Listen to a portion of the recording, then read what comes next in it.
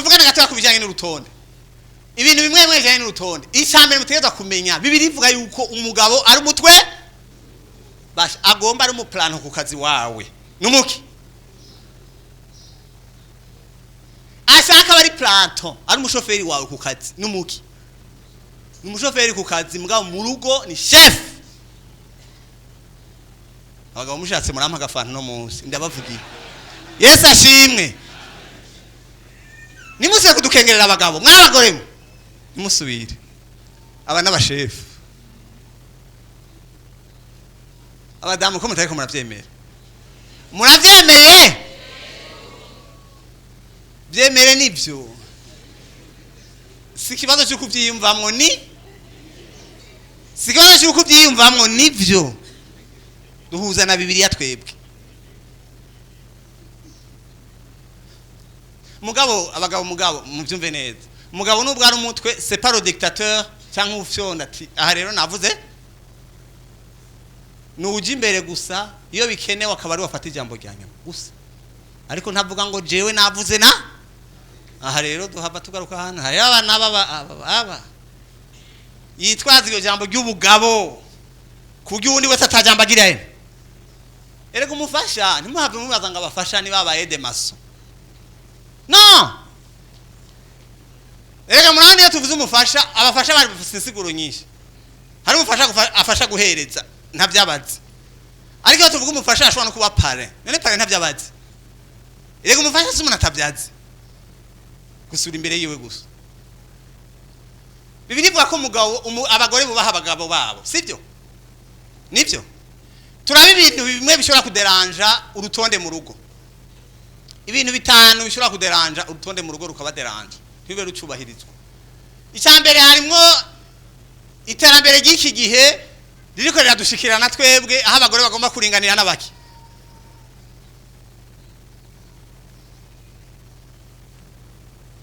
murasoma neza bige ntivyavuye muri Bibiliya byavuye muri Bibiliya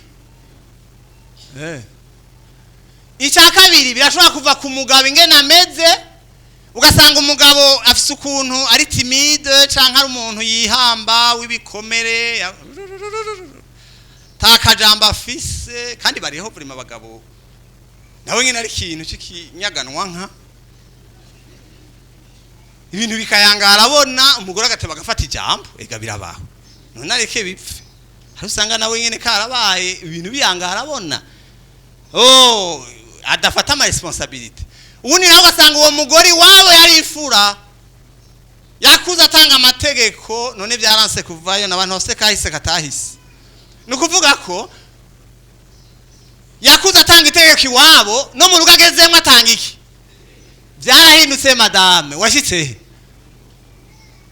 uwo mubana si bari umunawe n'umugabo wawe hariho biva ku bukene hariho abagore bubaha abagabo kubera mu mufuko bigenda neza iyo bicanganye wapi hari igihe usanga umugabo adakora umugore ari wafise akazi kubera ari wakora rero agaca yumva ko n'urugo ari we chef no ashaka abari umushoferi umushomeri n'umuki reka ntibariko baranyishura abashaka bafasha n'umuki ukabona bamukinagiza ku kazi muhira atashe shika umubwira uti sheri wanje ndakubaha hariho nk'aharuhukira sinababwiye ko muhira ari hahandi turuhukira imiyaga twiriwemo none biriko baramukinagiza no mu rugo ashikakinagizwa mw'abantu turamutanga agahengwe aburaho hamwe aruhukira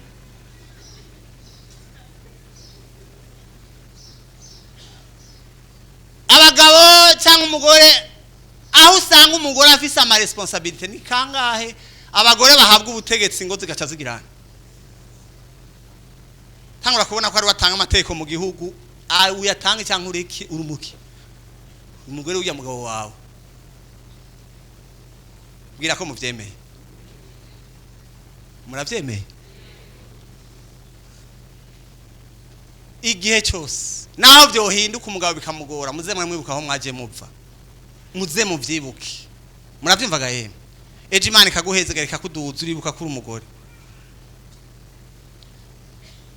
nimba muri ko muravyumva turiko tuvugana ku miryango igwaye kandi bizi iyi couple tugeze ko ni couple bita couple masque n'abantu uri kurabaraba utomenya ko bafise ingorane ariko karabaye bari mu bikorwa by'Imana bararirimba bafise wa muco w'ikirundi uvuga ngo niko zubakwa hamwe umenga ni byiza ariko baratabukiye indani bariko baragesera uri kurabaraba n'ibigwara byaradutse kuko byarononekaye mu rugo Yesu adutabara munani n'urugo rwa Ananiya nande na Safira n'ibipfu bibiri bihuza inama imwe nta kivyura bapanze ikiri bagihuriza ko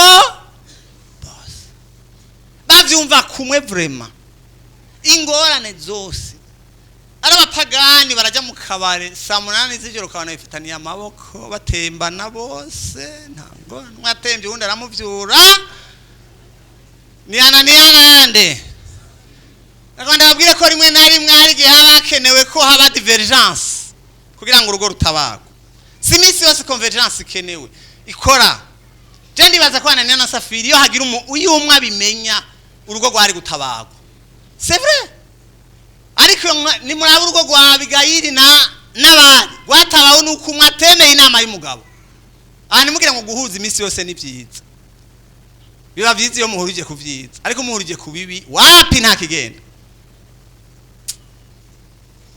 Ananiya nande abantu bahuriza ku kibi ku nama mbi bakayihurizako ndasabye Imana ivyura abantu ukuri nimba hari ibintu mwahora muhuriza ko bitari byo wikangure turiko turavugana ku miryango igwaye mugabo atavyo none imiryango yirukana amahera rya miryango muzi ko igwaye ni couple no kwita emwe ifaranga barazibira kandi baratunze mbere wanashima abo bantu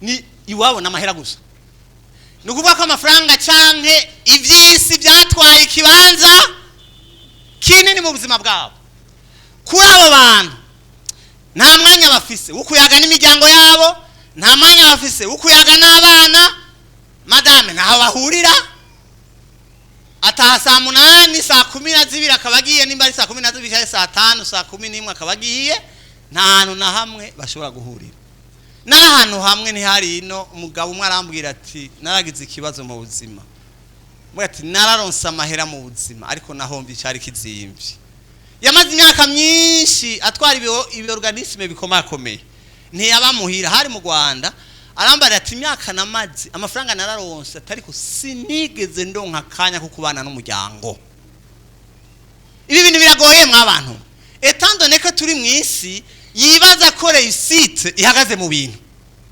abantu benshi bimvira yuko yagwije ibintu ni garantie yukuroranirwa mwisi pas du tout ndabibutse ko abafaransa bavuga ko il n'y a pas de succès sans successeur tushobora ngo waramerewe neza warabayeho neza atawusize inyuma yawe azosigarana muravyumva icyo niko navuga n'igiki hari gihe abavyeyi benshi bibaza ko abantu bakeneye ibintu gusumba gufata abana babo bakabahindura abantu umwana uzomugira umuntu ariko umufitiye umwanya sinzi ko nuko muranyumva hari imiryango batagira umwanya kuba muhira murambabarira sinje kubigisha kudakora ariko ndagomba mwubake equilibre mukore mugire n'umwanya w'umuryango sinzi ko nuko muranyumva mukore mugire n'umwanya w'umuryango hari abantu bafise umwanya w'ibyo gusa ntibagira n'akanya ko kuruhuka ariko mwibuke yuko n'Imana yaruhutse yarakoze iragira hari abantu basanzaye nagira umwanya wo kuruhuka cyamahera ima muruhuke mufate ropo soke muyage n'umugore n'abana none uyabika gutuga umubika mu ntuzi zoyatahana uzoyasigaho ntabo murumva bigo barapfa amafaranga ku makonti akasigarayo nibagira umwanya w'abana babo bafise wa murongo uvuga ngo utakora nta wonyene reka sharika nukuvuga ko ubutunzi bw'isi bwahindutse ikigwamana mwihanganira mpereze kuri iki kintu bunyene Yesu nashimwe ubutunzi bw'isi bwahindutse ikigwamana nta kindi kintu biruka inyuma imiryango yarahebwe ubu akazi n'umugisha, ariko nimba mudafise urutonde muri mwebwe akazi karashobora gusambura urugo. Ibi ndiko ndabivuga murabiraba neza, turiko twinjira mu bihe bitazotworohera. Imiryango iriko iratabwa kubera ibihe by'ubuzima turiko turabamo. Ubu hirya no hino ubona abantu bose bahise ngo dushaka ubuzima. Hirya no hino ubu ni Dubai nihe, siriho ndababwira ko s'il vous plaît, kugeza aho umuntu afata ibyari bimutunze ngaha akabigwiza n'ubusa, ntabona agaciro ko kubana niki n'umuryango, akumva gusa ko aronse inoti umuryango arawuhebye. Iki ni kibazo kirekire, sinzi ko muri ko murakibona. Tuzogira ingorane mu misizi, imiryango izohebwa. Amafaranga gusa ntatunga imiryango, amafaranga arakenewe ariko nabo baragukeneye. Aba bantu bibwira ko abana babo ngo bakeneye ibintu gusa, mbwa ntibazi ko babakeneye. Sinzi ko muri ko muranyumva. Be muramaze kubona ko murambabarira, hari imiryango myinshi y'abatunzi nibo bantu ba mbere bafite ingorane za education y'abana babo. Muragenda mugira amantu ze mukurikirana. Kubera iki? Biyumviriye yuko abana bakeneye amahera, ntibigeze bamenya ko abana bakeneye bo. Nta mwanya babaha, ni kumuha ishuri nziza aramurihira, ikintu cyose aramurihira, agomba gufata vacances ahantu aramurihira, yibaza muri bwo buzima. No! Azoba icyo wamugize. Iyi miryango iriho kandi abo bantu ntavyo bazi ngo babayeho neza, ariko baragowe. Ni imiryango yasambutse mbwa bitagize nte itabizi. Mutegereza kuronka umwanya wo kuruhuka, n'Imana yararuhutse. Bibiliya ivuga ngo Imana yashingiye ikintu cyose igihe, ikintu cyose kirafise umwanya wacyo. Hari umwanya w'akazi, hari umwanya w'umuryango, hari umwanya wo mu rusengero, hari umwanya w'abana bawe. Ikintu cyose cyagize nte. Turacyakundana. Murabona ko mushobora kurondera amahera mukunga mukitwarika n'imiryango yayo. Fata kanya. Ajya amafaranga baciye, gende mufate mwanya mugende muruhuke n'umuryango wawe. Fumu mutwara mugende mumarane iminsi muri kumwe. Nandi no, ejo muzosanga mwarasambuye imiryango mutabizi. Bivuga ko dukwiye kubaka mu buzima, harakwiye ama priority. Ndagomba ndababwire ko nimba ushaka amahera uranzura abe ama priority. Erega ndababwire mw'abantu ubuzima bugizwe n'ama priority. Mwari mubizi? Ubuzima bugizwe n'ama priority. Hagiye urashobora kwanariza akazi, naho ko bakaguha amahera menshi ukabona ko hazo hafuye byinshi gusumba ya mahera uzoroha. Pourquoi ne pas sacrifier ako kazi ugakiza ibizimbi? Mbega munavyumva neza? Mbega murazi yuko nk'indero y'abana ari ibintu saisonnier. Urazi ko abana utabarize mu gihe cyabo hari gihe utazobagarura. Murazi ko hari imyaka bidakunda ngo bari guca amahera, n'amahera azobahindura. No, jewe sinzi harageze igihe mugabo nyene biragoye kuvyumva bivanye n'ivyo ugira ama priority. Murabona nk'ubuzima bw'igihugu turimwo, hari gihe bishobora gushika ugasanga ubuzi byacanganye, ugasanga abana baba mu nzu yabonyene, abenshi batwajwe inda n'abakozi kubera inzu bazisangiye. Murabizi ivyo ndiko ndavuga. Ugasanga umwe akora imakamba, uwundi akora mu Kirundo, aha muhiri Bujumbura, abana babanye n'abaki. Eske muri ko murabona risk muri ko muragwa? Amahera muzoyaronka ariko muzosanga mwahombye ibintu mutazogarukana. C'est vrai. Mwaza ngo ari kuraca amahera, amahera nazo kugura indero y'abana. Ayo mahera azobica. Murambabarira. Hari igihe umuntu ajya bike akagwanira ibizimbi. Sinzi ko tuko turara. Ajya bike akagwanira ibizimbi. Ese abahetsagira. Canke kuja hanze, munakumva nyene ko agiye hanze azomara imyaka n'imyaka, abana ntibazomenya nasi. Sindabibabujije ariko gena mushire ku munzani. Ubanze mwitablisa ama priority. Bega hatangura iki, hakurikira iki, bega ikinogihe aba canke nokireka mugwanira imiryango yayo. Ndababwire mw'abantu mwe, imiryango shetani arayirondera. Yesu nashimwe. Bega ndababaze, igihe Eva yakora icyaha yahendwa n'inzoka. Mwebwe mwasomye Bibiliya, Adamu yari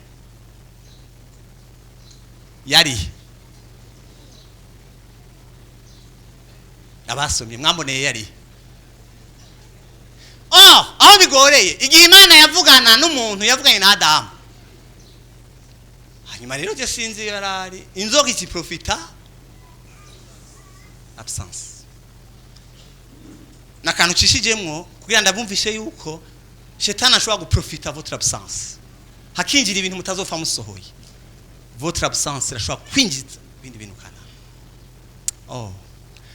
Kugeza aho bamwe abantu bakorana kubera urabona we henda bakarorero. Yesu ashimwe. Mwana hari gihe wewe utagira umwanya wo kubana n'uwi wawe, mugabo akaba afise umwanya munini wo kubana n'ujya muntu ku kazi. Wena n'amasaha 2 mufitaniye. Mugabo wawe undi bakorana birwana umunsi. Qu'est-ce que vous imaginez? Urukundo ruragaburirwa n'amafrequentation. Urukundo ruragaburirwa n'imyanya tuhana. Wewe nta mwanya mufitaniye, mugabo wo ku kazi bari udosanga bafitaniye ama confidentiality agera kure, we mutagirana. Mwashatse amahera mwara yaronse, ariko hari ibintu mutazogura birazinje cyane. Yesu nashimye. Muteza kuronka imyanya y'ibiganiro, mugahagarika ibikorwa kugira ngo mwicarane muyage, kuko amahera si priority. Ivyo nabivuze. Turabe bagya n'abantu baba Pentecote wa poroti bibereyeho neza, mugabo batagira iyo baja, ntibagira yerekwa.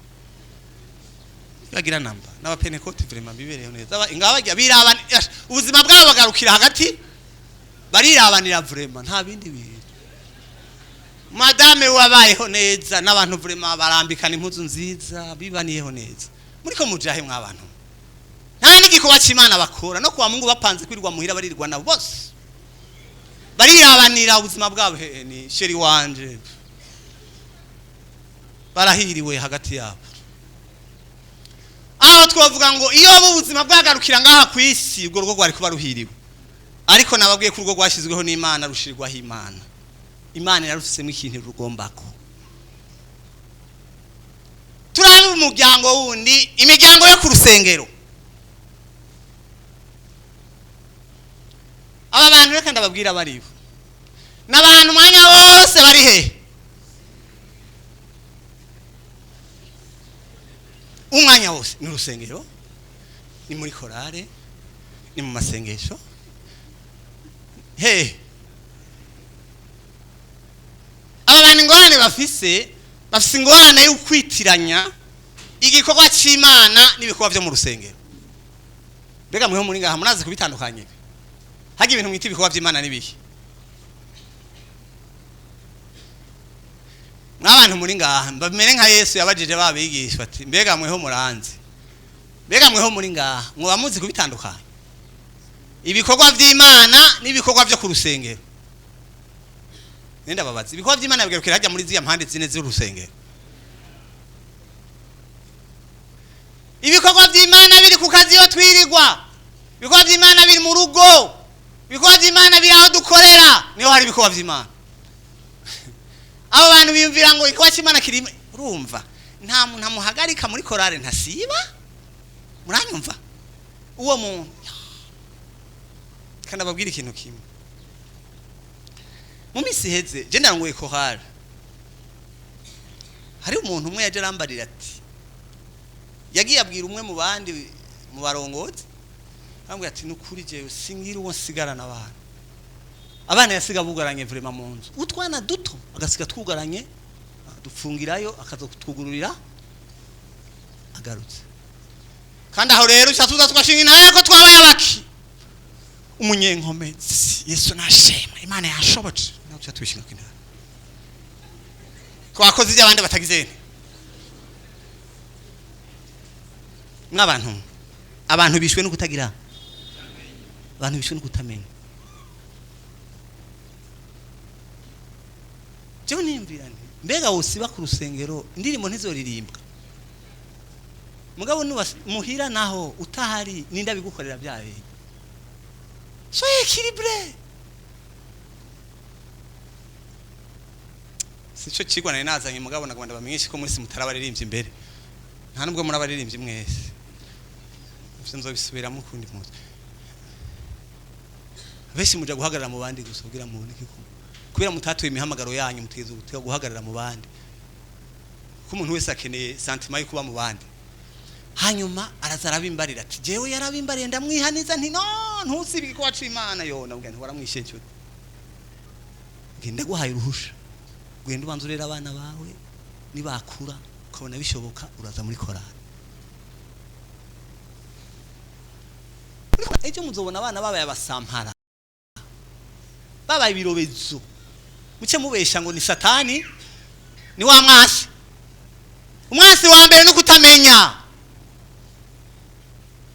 ndababwire kurera abana ni ministère kurera abana n'urugamba nitwasamara ejo shetani azoza yinyegeze mu kusamara kwacu twibaze ngo twari mu bikorwa by'Imana karabaye bega birivuga ngo iki birivuga ngo utashobora kwitwarira ku rugo rwiwe ngo ire pire que infidèle no kuvuga ko asumbye ububi abo hanze sinzi ko muri kumanyumva la famille niryo shengero rya mbere ugomba kwitwararika aba bantu n'abanyedini kandi bibaza ko bakijijwe gusumba abandi abo bantu bakora ibyo bukuri bo agakiza kabo gahagaze ku bikorwa byo mu rusengero muri ko bamurewe n'umuherezi baca ku muntu yaguye mu nzira nibyo aho kumufasha ngo turacerewe basize umuntu ari karavirira na bamuze muramenya ama priority ibizimbye muze murabimenya hari byo bagomba guherako n'abafarisayo ngo bavuga ngo mwico nari kugufashisha unagiye kwitanga kwishikana bazosoma ry'amajambo niko bavuga vraiment ngurumva sorry icyo nari gufashisha ngo icyo yari gufashisha se na nyina ngo yagihaye yagitanze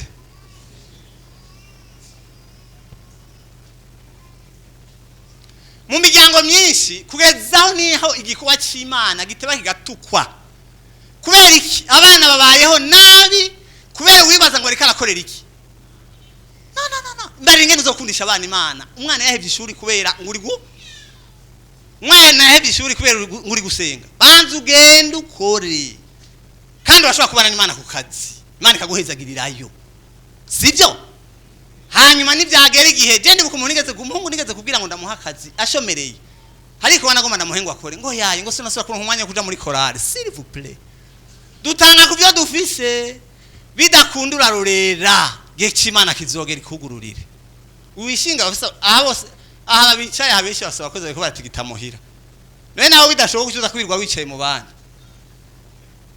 no kame erega umuntu agira akayaga keza ngaha mugabo kinga ati mbasha nitwasohoka njira ntahaye genda ukore bijya bintu sinje kubatera intege zo gukorera Imana nje kubigisha kuba equilibre nivyo ibi bintu muvyumve neza abantu baraguye ahantu kugezaho no mu miryango imwe no mu bakozi b'Imana hari abagore bakomeretse mu ngo z'abakozi b'Imana kubera abagabo babo bitwaye nabi mu vy'igikorwa sanga umugore yarahangayitse no wamenye n'abana biga no wamenye ne bajya yo ntazona mubaza tumerewe gute sinzi ahantu hamwe twari ahantu hamwe narindi sabwira ngo je narabwiye umugore ngo udatanze igira 10 biragusha ngo je nibyabura nzoga ibyo ku rusengero s'il vous plaît nibyabura je nzokwira ibyo ku rusengero ngo itagungo biragusha n'abantu ni gute abana bacu bazokunda Imana twabashyize mu magogwa kubera twebwe bazokunda Imana gute bayibwiwe nande Yesu nadufasha murabyumva neza kugezaho mbere n'abagore sinzi ahantu hamwe umugore yateba kubera ishavu ryinshi umugabo ngo agiye mu bikorwa by'Imana agafata impuzu ziba akazirunda mu mazi kubera revolte kandi abibonye aho kwiyumvira icyo bivako atangura kwemera shetani n'abadayimoni toka shetani n'abadayimoni vraiment abo tubita mu gifaransa les auteurs des blessures ari inconscient barakora ibintu bakavyonona kandi ntavyo bazi ko ariko baravyonona hakaba hari umuntu afite ka mentalite mwabantu hari abantu amahera rera ku rusengero umuhira batagira icyo bajya ugasanga abantu amadena bafitiye yaranse kubariha mugabo ku rusengero ariko arandikisha amateka banzu gende ureba abantu beraniye Imana sumukene naho tokora abandi bo naho tokora abandi bo kuri ko Imana ikagenda neza erega turafise ingwara y'ubunyedini yafasha abantu batamenye ibyo bagomba gukora imbere y'igihe isa dutabara ndabinginze subira mumenye ko Imana icari cyo murakene gusubira kwigisha abantu gukora Imana icari cyo singa mu bihome bine akazi k'Imana kari mwibarabara kari muhira kari ku kazi nifuza kuzoteba tugashika ahantu turonka abantu bamenya ngo ntonze ku kazi ngiye kuwa Imana amen muna akavuga ati ndi muhira ndiko ndakora akazi k'Imana akanabisengera Imana ikamufasha. None usibye ku rusengero nizihiye bidakundura siba ugatunganya ibyo muhira. Ntimugasubire gukora ibintu nk'ibyo. Abantu mwahora mu bikora. Nimwiyumvira ugasanga umugore ari ku rusengero kuva 12 gushika 3 z'ijoro ariko aranehera mu ibarabara ngo ari mu bikorwa by'iki. Agasanga ubwana bwacurikiranye, ntazi ko burya, ntazi ko bwambara, ntazi ubuzima bubayemwo, babakozi bakabirohamwo, none ko atariho muri mushaka bagenze gute. Soyez équilibré. Garukana ibintu ku rutonde. Subiza ibintu ko byahoze. Ko siko Imana yagomba. Nagomba babwira ikintu kimwe, ndabasubiremo ikintu kimwe. Na mwari muzi yuko mbega muri programme y'Imana ishengero ritari ngombwa. Ishengero ryaje gukosora amakosa imiryango yakoze. Ubundi mu bisanzwe munazosoma neza Bibiliya kuva kera hose Imana yavuga inzu, yavuga umuryango. Mugabo la famille spirituelle yaje gukosora amakosa yabere mu miryango biologique. Ubundi abantu bakagumana n'Imana nta mashengero yarakenewe. Tuba mu miryango akaba ari ryo shengero. Yesu abahezagire. Ngira meze. Nababwira ikintu kimwe, mu rutonde rwiza hatangura Imana hagakurikira umuryango hagakurikira ishengero. Ubwo niko rutonde rwiza. Ni ariko abantu mwarabicuritse. Hatangura ishengero nibyo. Hagakurikira iki? Hagakurikira sinzi ko ari Imana nuko ari umuryango ntabyo nzi. Ariko urutonde nugo hatangura Imana umuryango. Enda babwire nimukabeshera Imana. Imana ishobora kubatwara umwanya wanyu wose kugeza aho yabagira ko mufite imiryango. Iyo Mana ni yahe? Ntizi ko mufite imiryango gantuze. Bakozi b'Imana ntizi ko mufite imiryango. None yaravyibagiye ku buryo ihebe imiryango yanyu ngo kubera iki? Ça c'est l'immaturité. C'est vrai. Nukutamenya. Abana bakibimvira yuko bagafata imyanya yo gusenga batayaze niki. Narahantu hamwe simbanje kuhavuga, umukozi w'Imana azarambwira ikibazo cyamuguyeko. Umugabo yafasha amasengesho sinzi iminsi yambariye, agenda atayaze n'umugore ntiyabasigiye n'irasyo. Nta nakimwe yabasigiye. Hariyo umuntu rega yisonzesha, agasonzesha mu rugo ku ngufu. Atariye n'abandi ntibagire. Ivyo mubikura. Uko no kwisonzesha. Aragenda haciye iminsi wa mugore nawe nishavu nakana atekera utuntu twose aritahira muhira. Atahi wabo aho yibaza ko bomwi wa mugabo ava mu masengesho avuye gusenga Imana. Uri kusengiya. Pastor niwe yabimbarira ati ico kibazo kirangoye kwishura no kuri. Ndabagenza gute? Yaramutaye nawe arisubiriye ngo yari kugira.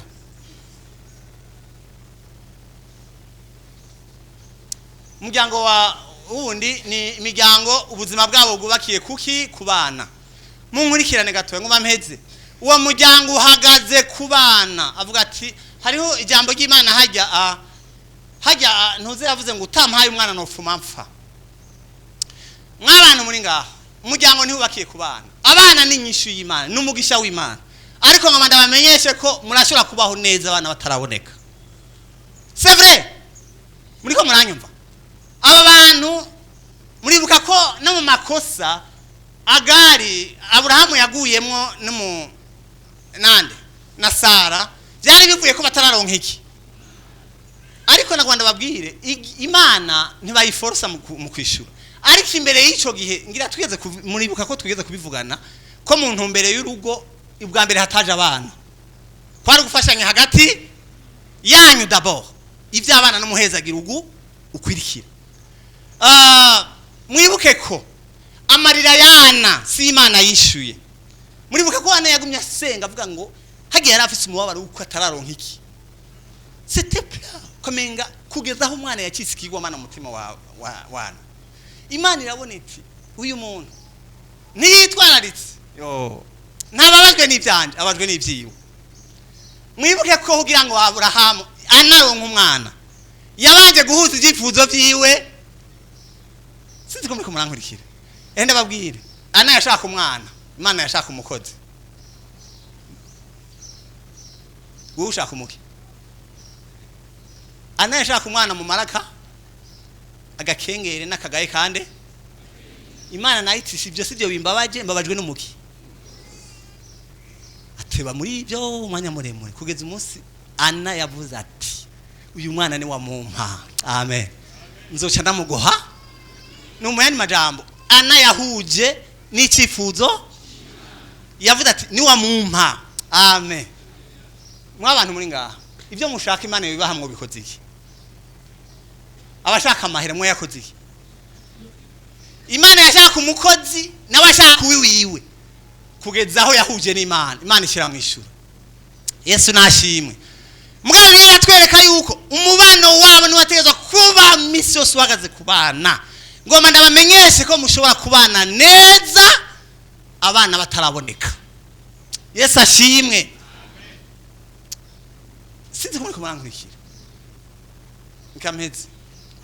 Hari abantu bibaza ko agaciro kabo gahagaze mu kuronka abana. Paditu agaciro kabo kari muri Kristo Yesu. Yesu ashimwe. Hari abantu bisuzuguye muri societe nkaho umenga kubera atagira umwana nta gaciro afise. No, ni mukiri bikomere mu fsevre. Agaciro kanyu kari muri Kristo Yesu. Kandi urashobora kuwikimaze gusumba baronsa abana. Yesu ashimwe. Urashobora kuba umubiri ukavyara bimuhemu. Kumanira gufise ku mugambi. Amen. Ngira mpeze rangirize ku abana n'ingabire y'Imana mwubakire ku Yesu nashimwe. Vuga ku bintu bishika kuri binga les couples sexuels. N'abantu mubana wabo hagaze kuri satisfaction sexuelle. Aho le sexe est devenu l'alcool. Muriko muranyumva? Kugeza aho umwe adashoboye gushisa ibyo uwundi ashaka urugo ruragize. Non, c'est un problème. La sexualité ne doit pas être une drogue. Kuvuga imenga mu bana wanyu baho ari uko pas du tout. Birakenewe ariko sivyo bitegezwa kubanuza. Bega kwa n'igihe bikenewe ko abantu basenga. Udosha umwihaneza ntasenge. Yegana umuntu atakira umwanya wo gusenga kubera umwe ashaka Imana undi nawe. Abandi nabo basigaye bafite deshema, bafite amashema yo muri kahise. Hari n'abirwa ku matelefone baraba ingene bigenzwa. S'il vous plaît, bibaroga. Agacagomba ku atabimukoreye uko yashaka ni ngorane. Muramaze kumenya yuko urugo rutubaki iyo urugo gubakiye kuri koroni imwe ruba rugomba rusenyuke. Ivyo birakenewe ariko si koroni imwe yubaka urugo.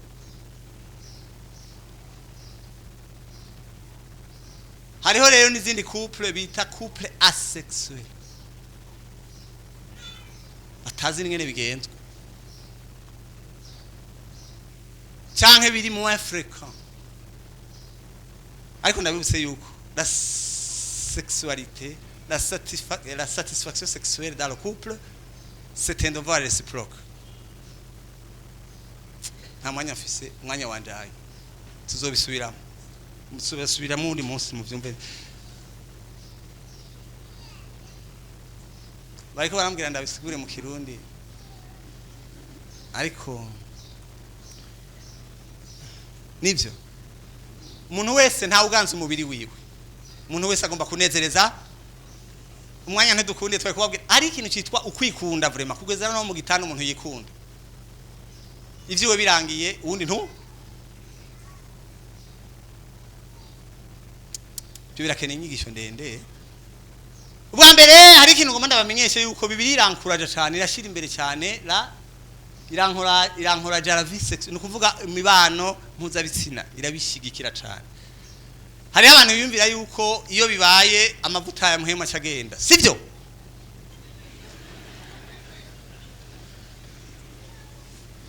Hari ibyiza biva mu mibano.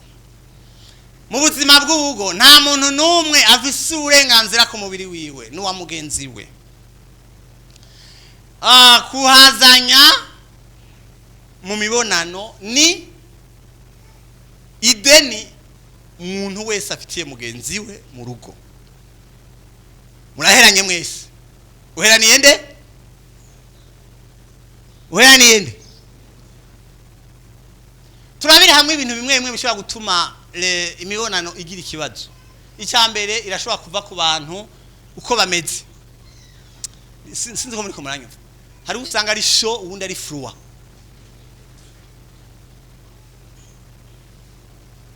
Mwe turateje uranduhisha mana wanje.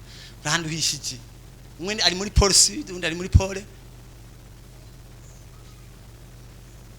hariho le rythme ubuzima babayemwo bw'akazi. Wewe wicaye muhira umurindiri nawe undi yarushe yoyi rero utasha kurindiriye nawe undi ndahakanye kwa mutawe uri kiziga mu rugo rwanje ndagukeneye ukomeye bina ati ntuzi ivyo ndimusha ntuzi ngorane nifiti uzigira utazigira uramuheraniye ko mutavyemera navyo mwemera. Ikindi gishobora gutuma ni klima, yani ko navuga ni kirere kiri hagati yanyu mwebwe aho usanga ari ibihugu biri mu ntambara, hanyuma mugabo nawe bari mu ntambara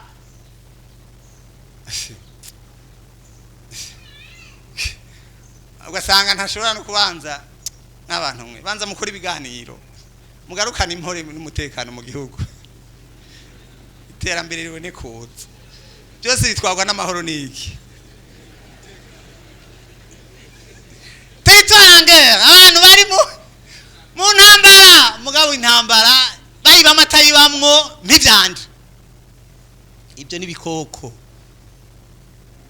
Hariho na ubuzima amagara mugasanga ntafise amagara meza uwundi ntamutahure muriko muravyumva mwavuga ati ugwara utagwara ntivyanje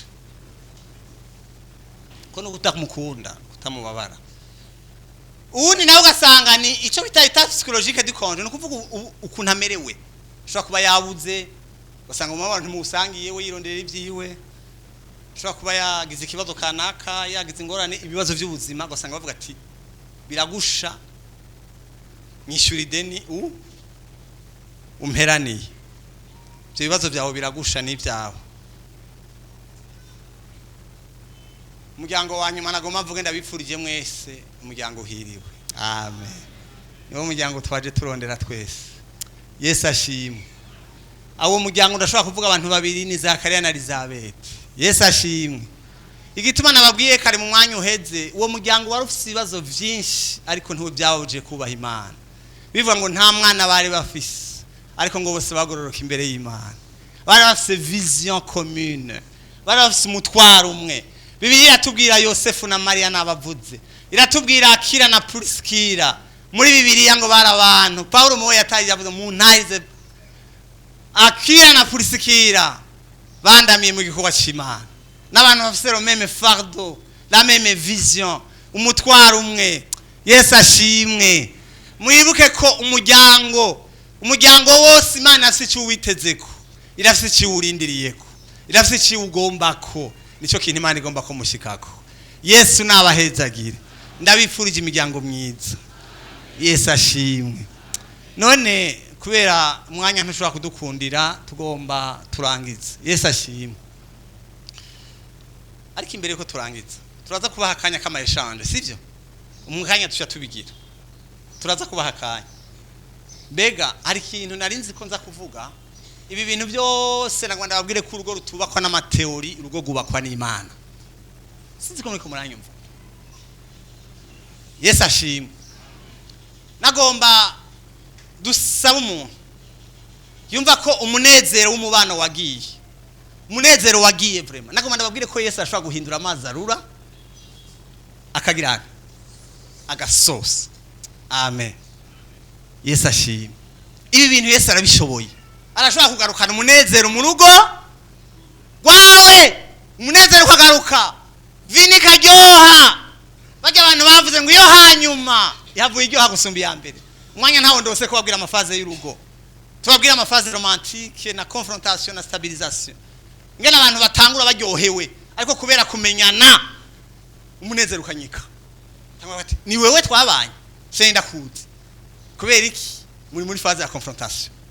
Ariko nagwanda babwiza ukuri Yesu arashobora kuvura ingo zanyu, imiryango yanyu igakira.